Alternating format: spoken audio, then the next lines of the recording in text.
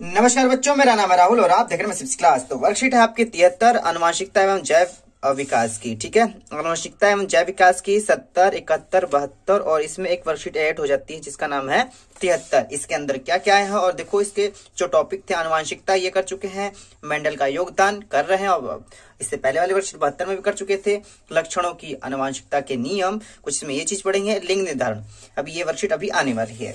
ठीक, इस वाले में है स्वतंत्र वर्गीकरण अवयव का नियम। ठीक, अब इसमें है थोड़ा सा इन्होंने लंबी वर्कशीट नोट नहीं है, ठीक ही ठाक है, लेकिन फिर भी मैं इसे एक चीज समझाने की कोशिश करता हूं। ठीक है, जो ये वाला टॉपिक है प्यारे बच्चों, ये बहुत ही समझना जरूरी है।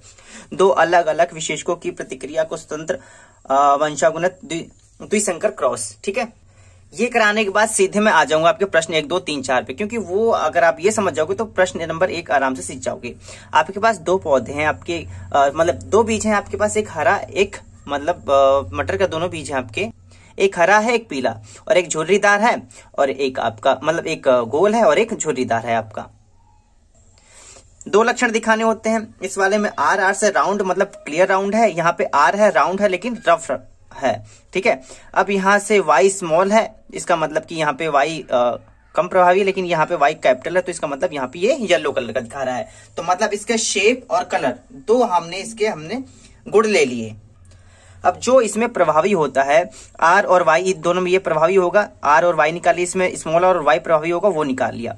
अब इन दोनों का निषेचन कराया जाता है तो आपको r r y y मिलेगा, capital R small r capital Y small y। ठीक, तो इसको बनाने के लिए एक चार्ट बनाया गया है। कैपिटल R ये R और ये कैपिटल Y होगा, ये R ये स्मॉल y होगा, ये स्मॉल R ये कैपिटल Y होगा आपका।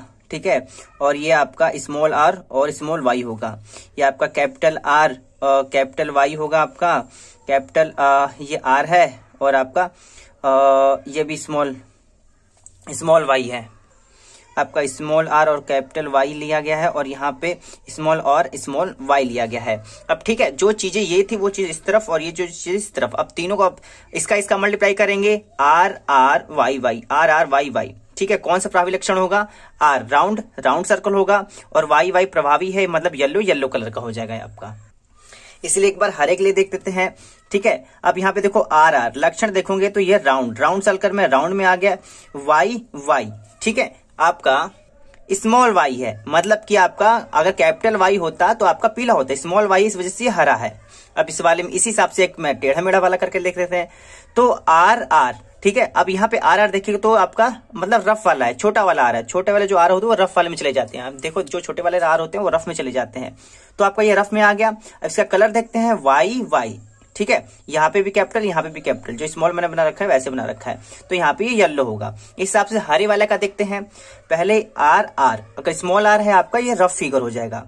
ठीक है, मतलब खुरदुरा, मतलब कि आपका झुर्रीदार। अब कलर की बात करें तो यहाँ पे देखो आपका कलर है यहाँ पे y येलो, लेकिन आपके देखेंगे यहाँ पे छोटा y है, यहाँ पे भी छोटा y, छोटा y जो है वो हरे बदल जाता है। जो कैपिटल Y रहेगा, कैपिटल Y रहेगा, वो आपका आ जाएगा। कैपिटल Y आपका स्मॉल y है, लेकिन जो प्रभावी लक्षण होता है वही दिखाई देता है, इस वजह से यहाँ पे ये वाला पीला है। और जो इसके लक्षण आते हैं यहाँ देखिए, जो इसका अनुपात है, गोल पीले 9, गोल हरे 3, झुर्रीदार पीले 3, झुर्रीदार हरे 1, 9:3:3:1 में आया है। तो ये चीजें यहाँ से एक बार पढ़ लेते हैं। यहाँ F2 पीढ़ी में हमें एक दृश्य रूपी अनुपात फेनोटाइप अनुपात 9:3:3:1 मिलता है। एक पनेट वर्ग एक आनुवंशिक क्रॉस में संतति के सभी संभावित जीनोटाइप की संभावित को गणना करने के लिए एक चित्रक प्रतिनिधित्व है। तो यहाँ पे पहले मैंने चित्र कराया, फिर मैंने उसको लिखा वाला समझा दिया।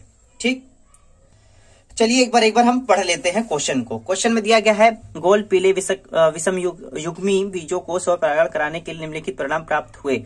जैसे हमने कराया, जैसे वहां कराया वैसे यहाँ पे भी कराया। गोल पीले बीज 315, गोल हरे बीज 108, झुर्रीदार पीले बीज 101, झुर्रीदार हरे बीज 32।